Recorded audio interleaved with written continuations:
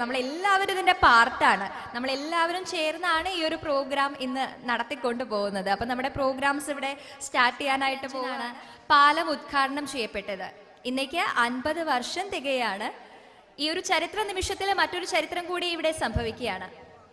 ഒരു നാട് ആ നാടിനെ ആദരിക്കുകയാണ്.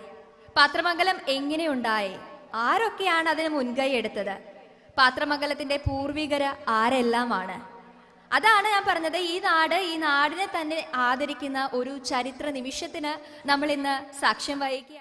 ജാതി മത വർണ്ണവർഗ ഭേദമന്യേ ഒരു നാട്ടിലെ മുഴുവൻ വീടുകളെയും ഒരേ വേദിയിൽ ആദരിക്കുന്ന അതിതര സാധാരണമായ സവിശേഷ ചടങ്ങാണ് ഇന്നീ വേദിയിൽ ഇനി നടക്കാനായിട്ട് പോകുന്നത്.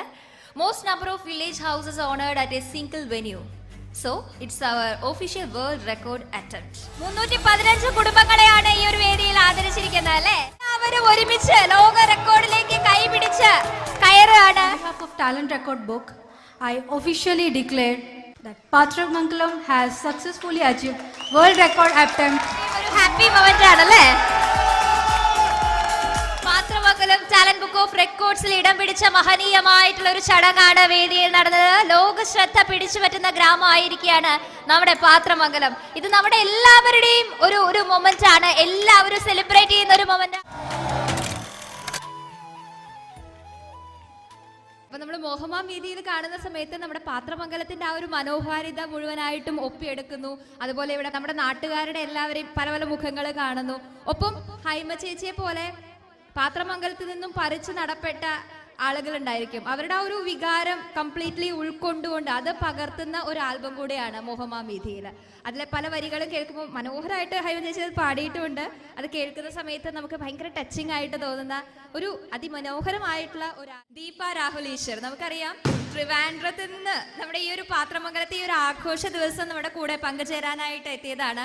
ഈ ഒരു വാല്യുബിൾ ടൈം നമ്മുടെ കുറേ നേരമായി നമുക്ക് വേണ്ടി ഈ ഒരു ടൈമിൽ നമ്മുടെ സാംസ്കാരിക സമ്മേളനം വളരെ ഗംഭീരമായിട്ട് നമ്മുടെ കൂടെ നിന്നുകൊണ്ട് ആങ്കർ ചെയ്യാനായിട്ട് തിരുവനന്തപുരത്ത് നിന്ന് ഒരുപാട് സമയം എടുത്തിട്ടാണ് ഇവിടെ എത്തി. ഇവിടെ ഒരുപാട് സമയം എടുത്തിട്ട് നമ്മുടെ പാത്രമംഗലത്തിനെ കുറിച്ച് ഒരു സ്റ്റഡി ചെയ്തിട്ടാണ് ഇന്ന് നമ്മുടെ കൂടെ നമ്മുടെ സന്തോഷത്തിൽ പങ്കുചേരുകയായിരുന്നു.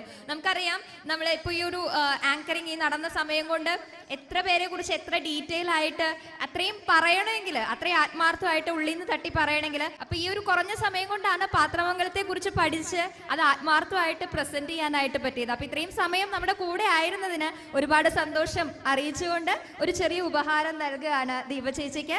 ഉപഹാരം നൽകുന്നത് അനിലേട്ടനാണ്. ഒരുപാട് സന്തോഷം. പാത്രമംഗലത്തിലെ എല്ലാവരുടെയും വക ഒരുപാട് സ്നേഹത്തിൽ പൊതിഞ്ഞ സന്തോഷം അറിയിക്കുകയാണ്. ഒരുപാട് നന്ദി അറിയിക്കുകയാണ്. നല്ലൊരു കയ്യടി ഒരിക്കൽ കൂടെ കൊടുക്കാം to Deepa Rahul Ishwar. Thank you so much.